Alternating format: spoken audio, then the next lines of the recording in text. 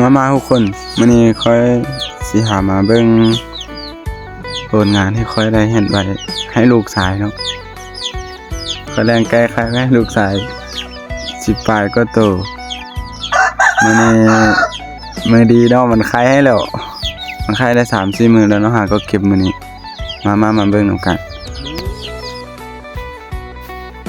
สิได้หลายส่ำใด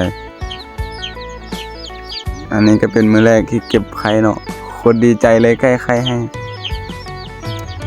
แต่ก็มี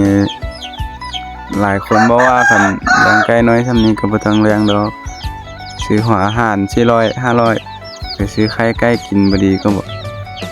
ก็แม่นอยู่เนาะทุกคนแต่นี่มันสดใหม่สะอาดเขาเลี้ยงไว้ให้ลูกชายเขาเนาะเขาสิกินแบบใดก็ได้แต่ลูกชายเขามันหาเขาเกิดเนาะอยากหาสิ่งดีๆให้กับเขา